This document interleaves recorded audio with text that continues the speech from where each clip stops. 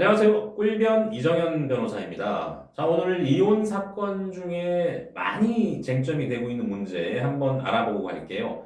유책 배우자도 이혼 청구가 가능할까요?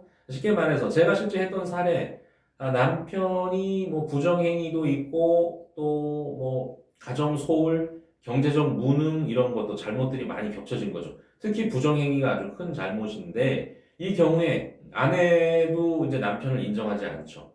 문을 걸어 잠그거나 집에 못 들어오게 하고 뭐 같이 식사도 안 하고 대화도 없이 이런 상황에서 남편은 잘못은 내가 했지만 혼인 생활이 더 이상 없지 않냐, 이혼이 하고 싶죠. 그래서 이걸 유책 배우자의 이혼 청구라 이렇게 부릅니다.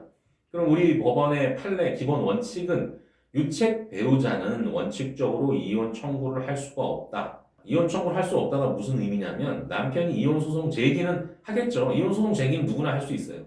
하는데 그 사유가 남편이 거의 전적으로 책임이 있다. 남편의 잘못이 너무 크다. 부정행위, 뭐 경제적 소홀, 무능 이런 것들. 그렇게 되면 아내 쪽에서 이혼에 동의를 하지 않는 한 판사가 판결로 이혼을 해주기는 어렵다. 이게 원칙인데 이렇게 되다 보니까 너무 좀 불합리한 경우가 생기죠. 도저히 혼인 관계에 실제적인 내용이 없어요. 완전히 깨졌고 별거가 시작됐고 서로 연락도 안 하고 남편은 이혼을 요구하는데 아내는 해주지 않고, 자, 이런 경우 오기나 보복적 감정이라는 표현 많이 들어보셨죠? 그러니까 부인이 혼인 생활을 계속할 의사는 없으면서 그냥 억울하고 분한 감정에 남편 좋은 일을 해주기 싫다. 그래서 이혼을 안 한다. 이렇게 판단이 되면은 이혼 소송이 받아들여지는 경우가 있다. 두 번째, 유책 배우자가 이혼 청구가 가능한 경우 굉장히 유책 배우자의 유책행위, 부정행위가 있는 때로부터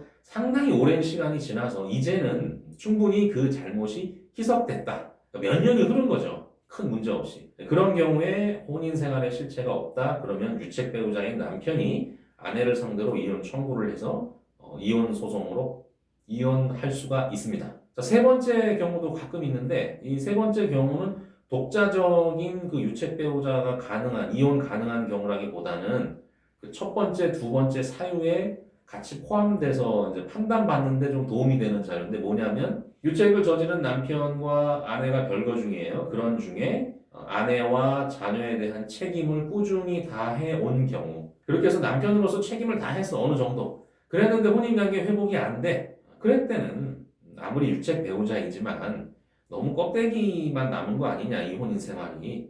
이건 너무했다. 이렇게 해서 이혼 청구를, 유책 배우자의 이혼 청구를 받아들여지는 경우가 있다. 그거 말고 또 중요한 게 있어요. 유책 배우자의 이혼 청구를 시작을 해. 그런데 대부분의 아내 쪽, 뭐 피고죠. 이혼 청구를 당한 쪽은 억울하긴 한데 본인이 생각하기에도 이제는 이 혼인이 실체가 없어.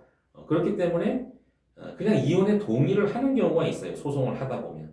자, 그런 경우는 원칙적으로 유책 배우자의 이혼 청구가 받아들여지는 예외적인 경우는 아니지만 소송 중에 이혼에 합의가 되는 경우, 그렇게 해서 이혼이 되기도 합니다. 사실은 이런 경우가 가장 많아요. 그러니까 유책 배우자라고 해도 그 혼인 생활이 너무나 의미가 없어진 경우에는 변호사와 상담을 받아보시고 때로는 이혼 소송을 선택해야 될 수도 있겠습니다. 자, 오늘 영상이 도움이 되셨다면 구독 버튼과 좋아요 버튼을 눌러주세요. 더 좋은 영상으로 도움을 드리겠습니다. 고맙습니다.